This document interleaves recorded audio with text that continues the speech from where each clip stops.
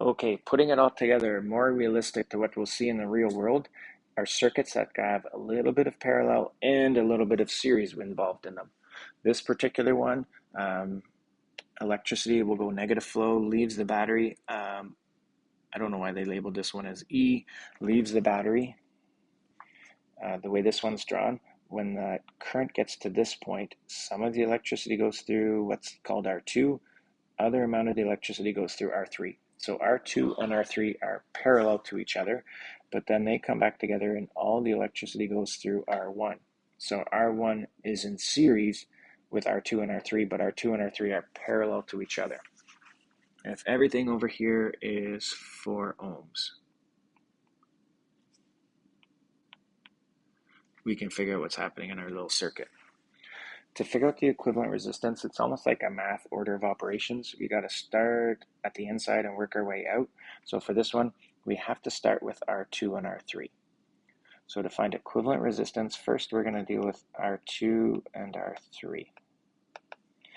The equivalent resistance of them is going to be 1 over 4 plus 1 over 4. That's 2 over 4.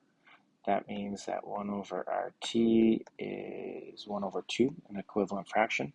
That means the equivalent resistance of that is 2. So basically, R2 and R3 I could replace with a 2 ohm resistor. So basically all of this is going to get messy, I'll clean it up after. All of this could be replaced with a 2 ohm.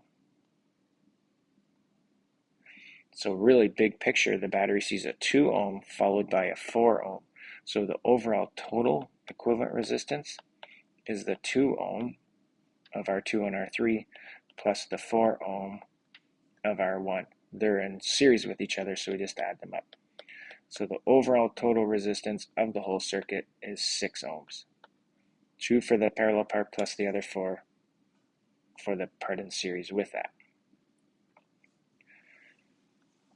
Kind of like we did before, once we have the equivalent resistance, so we're done equivalent resistance, once we've got the equivalent resistance, we can find the current using V equals IR. The voltage of the battery was given as 18. So we've got 18 volts equals, I don't know, times 6. So a little bit of math there. The current has to be 3 amps.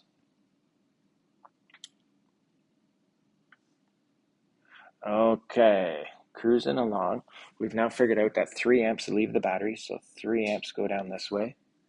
They zoom down through here. They get to the junction. Of the 3 amps, some go this way and some go that way. We could do a little bit of logic here. Since they're equal, 4 ohms and 4 ohms, if 3 amps get to this point, half of them will go that way, half of them will go that way. Then they come back together and they all go through R1. So if 3 amps got to here, 3 amps are going to be getting to there. Electrons aren't allowed to stop and catch their breath. They just keep getting pushed around. So 3 amps are going to go through R4. Gonna have to zoom back out. For our last part to find the power, this is kind of like we did this before when we had to find the power. We know that power is current times volts, but we need to take a little detour and figure out the voltage. Voltage is I times R. Because of that, all those amps coming together again, I know that the current running through R1 is 3 amps. And the question told us that the resistance is 4 ohms. So the voltage is going to be 12 volts. So of the 18 volts that the battery puts in, 12 of them are taken out by R1. That means that R2 and R3, they take out the other 6. Sticking with R1, the power of R1, so I'm going to squish it in here, power is I times V. The I, we did the math earlier, we got the 3 amps, and we just did the Ohm's law to get that it's 12 volts. So the power is going to be 3 times 12, which is 36 watts. There we go, capital W for watts. Generally speaking, these combo ones are a little bit more complicated, but if you just take your time, you should be able to piece them together.